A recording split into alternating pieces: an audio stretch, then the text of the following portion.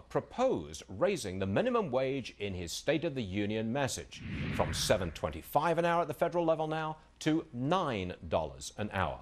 Celia Bigelow, the American Majority Action Campus Director, joins us now here in New York. Welcome to New York, Celia. Thanks for having me on. This is why young people voted for President Obama. They think that they are being given something, a wage raise, just like that. I'll vote for that. That's why they support him. Well, absolutely, but it's funny how liberals always accuse conservatives of disregarding science when they are disregarding science in this case. They're disregarding economic science because it has been proven over and over again that raising the minimum wage will also raise the unemployment rate.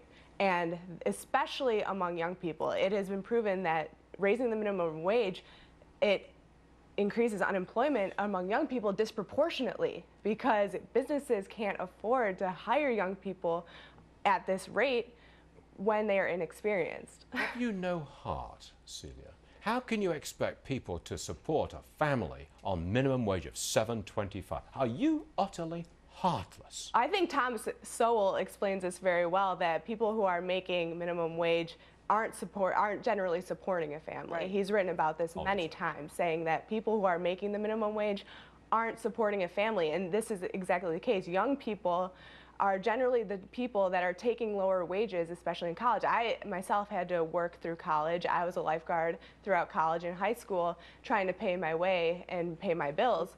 And I don't mean to interrupt, but there's another aspect to the State of the Union. By the way, I think everyone's missing the entire point of the State of the Union. It's not about economics. It's not redistribution of wealth. It's redistribution of accountability. But when the president talks about raising it 24% from 2009, 24%, when the actual median income has actually gone down 7.5% since then, it's really about doing the right thing. It's not even about economics. What he's saying to people, particularly young people, is, I'm the nice guy, I'm the fair guy, these other people don't like you. Forget about whether the numbers add up. Isn't that really what young people like as well? They feel like, golly, this guy likes him. He's on my side. He's on my side. He's the only one that's reaching out to young people. Right. Where are conservatives with young people? 24% increase in the minimum wage. This guy likes me. Anybody that opposes that doesn't like me. All right, but they're not hearing the other side of the story. But okay, the other side of the story is you raise the minimum wage and you put young people out of work. You won't have the job that you wanted. Okay? Well, absolutely. That's the other side of the argument. Exactly. But that's harsh.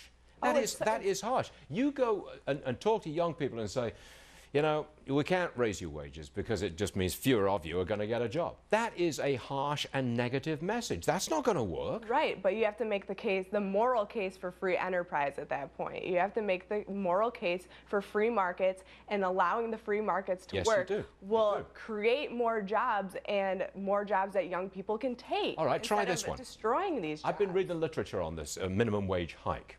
There's a leftist operation out of Washington, and they come out and say, in the areas which have a high minimum wage, unemployment is lower, and the standard of living is higher. Higher minimum wage, lower unemployment, where it has been tried. They say that is empirical evidence that raising the minimum wage is a good thing for employment. Absolutely That's what they say. And like I said before, Thomas Sowell explains this so well because he has personal experience with this. Back in the 40s, when they weren't raising the minimum wage to keep up with inflation, he said that black youth unemployment, back when he was working, it was actually lower than Caucasian youth unemployment. And that is because more jobs are available for young people when you keep wages low, because we are inexperienced, and that makes economic sense. It makes economic sense, exactly. Go 10 seconds. But it's also, this is the argument also from the left, and that is that our minimum wage is much lower than the minimum wage that is paid in most developed countries throughout the world. But it's the chicken and egg scenario, and I know you're going to go there. Look at what the youth unemployment is overseas. Right. It is over 20%. It is immoral, and we're gonna see it increasing here. It's 17.6% right now. See you pound the table. It is immoral. I like to see that. Well done, young lady. Celia Bigelow, everyone. Thank you very much indeed. Appreciate it. Thank you.